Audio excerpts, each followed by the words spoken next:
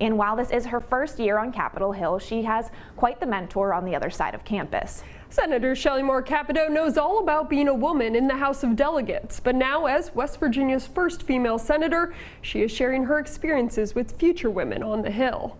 I'm just a proud West Virginian that talks about it all the time. Senator Shelley Moore Capito is known from the Mountain State to Capitol Hill. Visiting with my brother, visiting Capitol Hill.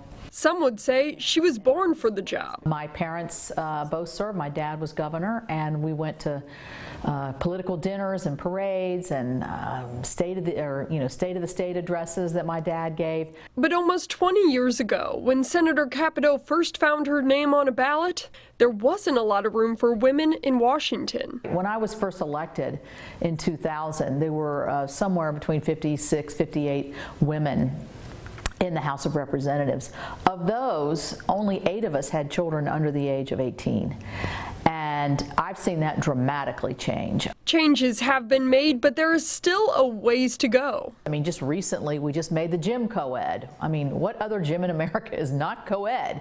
But some old line, old boys club kinds of things still exist up here in the Senate, but we're making good strides. How do you get more Republican women to run for office? Well, I'm proud that the one Republican woman new Republican woman that came to Congress is Carol Miller from the 3rd District. So that means West Virginia, 2/5 of West Virginia's representation are women. So I'm proud of that. So I think, it's always been said that women want to be asked rather than put themselves out like most of the men are saying, oh, I'll be a good congressman, and the women are waiting to be asked.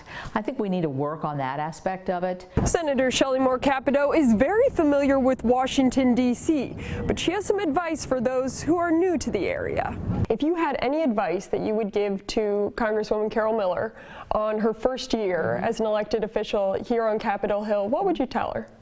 Learn to say no and learn how to take care of yourself so you can take care of everybody else. It's not just the women on Capitol Hill that Capito is focusing on helping. It's the future women that may one day walk those halls. My program in West Virginia is West Virginia Girls Rise Up. We're going to do another one here in another week or so when I get back home. I had a lot of people come up to me and say, oh, I heard your dad speak at Boys State, or your dad spoke at my graduation, and these being men, they said, oh, and that's what started my political career. That's what got me interested. And I thought, I can do that for women. I can do that for young women. So we go to the 5th grade girls all across the state, and hopefully someday my daughter's going to have somebody come up to her and say, I went to one of your mom's West Virginia Girls Rise Up, and I decided I wanted to be president of the United States, or something like that.